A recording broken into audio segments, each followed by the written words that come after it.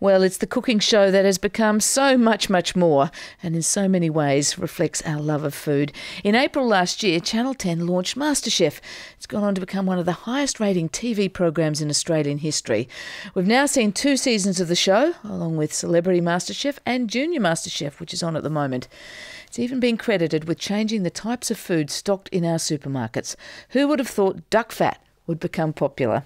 Well, 2 of the judges, Gary Mehigan and George Calombaris, have published their own cookbook now, and they join us in the breakfast studio. George, Gary, welcome. Good morning. Good morning. Great to have you on breakfast. Nice to be here. When you guys started on MasterChef last year, did you have any sense that it would have the impact it has and actually change our eating habits, people's eating habits? You going to answer that?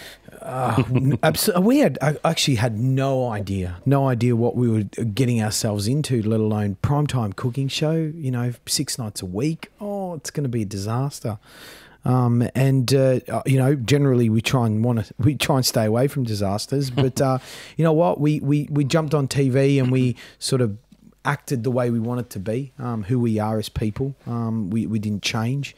We stayed true to ourselves, and here we are now. Captivated something, didn't it? Yeah. Do you think it is overstating it to say it's changed the way we eat or the way we think about food? No, I don't think it is. I don't think it is. I mean, when you feel... I mean, I've got a little girl, for example, and when MasterChef went on air, I was still working at a school, and I had a little welcoming committee by all the kids. They go, he's here, he's here. It's very embarrassing. I never get embarrassed with adults, but children, strangely disarming. And... yeah, you just feel it. I mean, when Coles started requesting a list of programming, in terms of what was going to be on the show, because people were stripping the shelves. Yeah, seriously. I mean, I remember doing Eton Mess, which is a type of English dessert with crushed meringues and cream and berries. And I mean, I made everything. And I mean, my hope is people make all of that. But they did it halfway, and they stripped the shelves of meringues. They sold out across the country. Why this cooking show? There's been so many cooking shows before it. I don't know. I think it puts ordinary people in front of the camera and makes it achievable and aspirational and all those things. And they talk about the MasterChef effect and why it was successful. And I think there are a lot of reasons. And some of that was the global financial, crisis, the downturn, people looking for comfort and security, and a good reason in many ways to sit down in front of the table and stay home and remind ourselves of what's important in life. And also the fact that it was just a good, honest family program. No swearing, no nastiness. It was confidence. It was inspiring. It was about confidence, and it taught us little lessons. And George mentioned, you two just going about doing what you do, and having a good time doing it. And that is, I think, really a central ingredient is the fun you two seem to have and get from each other. You've known each other a long time. Gary, you hired George as your apprentice. Yeah. When you hired him all those years ago, I think you were 17 at the time, George, weren't you? What did you see in him? Did you see a rising star? Yeah, absolutely. I saw sometimes. I say sometimes. I think most of the time we're a reflection of our parents. And I met Jim and Mary with George when we interviewed apprentices. It was important to get parents on board. And most of the parents are, overly concerned, overly protective. Little Jimmy's working too hard and, he's tired. Whereas, Jim and Mary would say, look, if he's not working hard enough, tell us and we'll give him a kick up the bum. And it was that sort of good, George's dad, was an immigrant, back in the, what was it? The 50s. And they worked hard, and they passed that ethic on to George. And you could see it from day one, head down, bum up, and really worked his tush off. Well, you can obviously see it in the food George loves in MasterChef and in the restaurant you run. You can see it in this new cookbook you put out too. It's called Your Place or Mine, and the two of you, it's based on the 43 essential ingredients that you listed in your essential list, and then each of you do something different with it. And I think it's all made clear in the chocolate section, the difference between your two styles. The chocolate section. Well, there is a difference, isn't there? I like a lot of it, but the concept is that you choose the same ingredient. It might be chocolate, might be olives, might be oil, and then Gary chooses a recipe and George chooses a recipe. Now, for chocolate, Gary, you chose chocolate honeycomb, and George, you chose chocolate and mastic hot pot with sariki. Yeah. Tell us about that. Honeycomb, I understand. Again, I mean, mastic's a part of my sort of heritage in terms of food, and it comes from the island of Chios, and it's a resin that grows on a plant.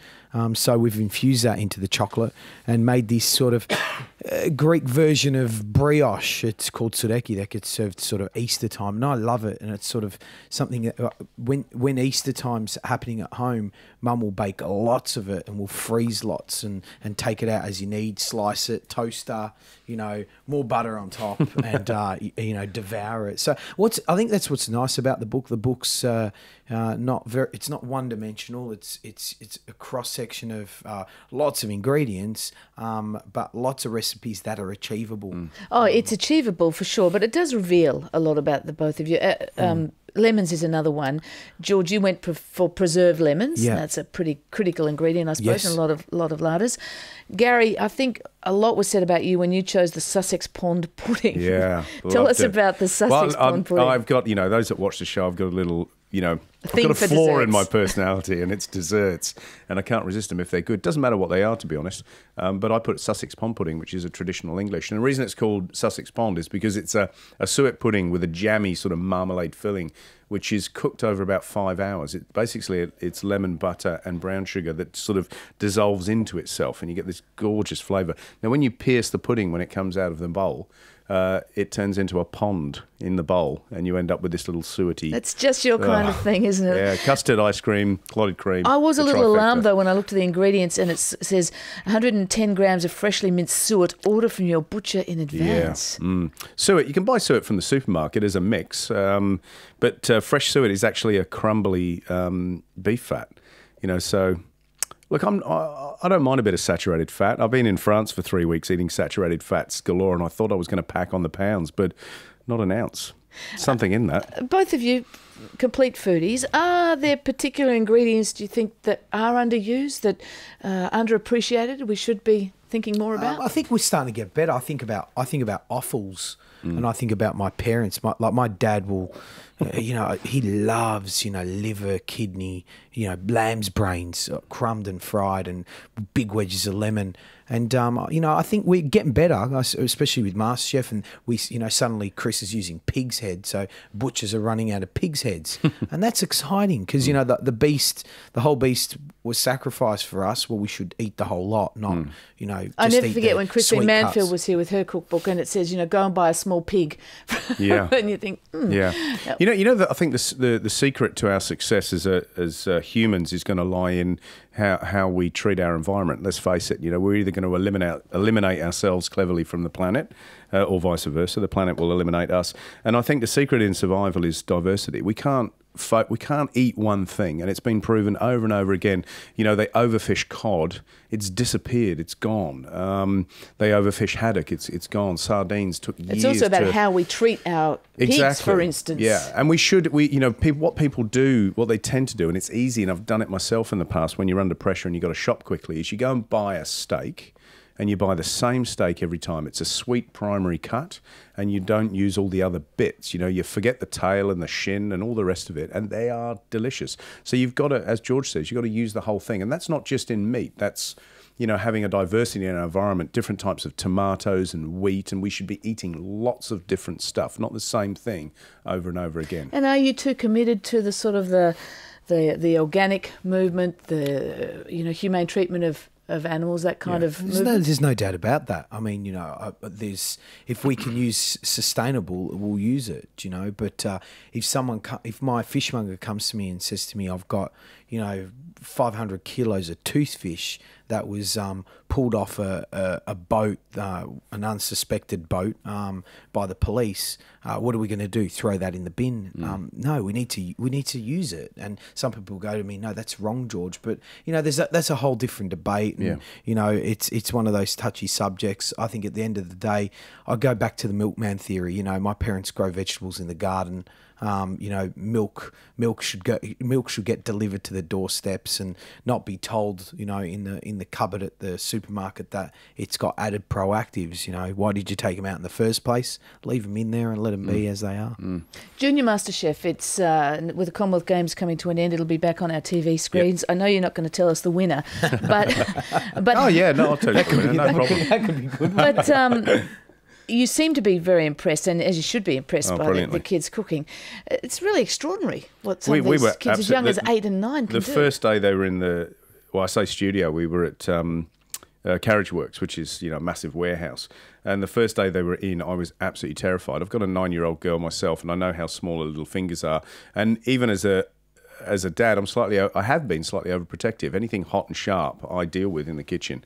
And I was watching these kids picking up these knives and thinking, we are going to have a terrible accident. You know, they're dealing with hot pans, but you know what? They were brilliant. And I think we're all guilty of being helicopter parents and overprotecting. And you know what happens when they cut themselves?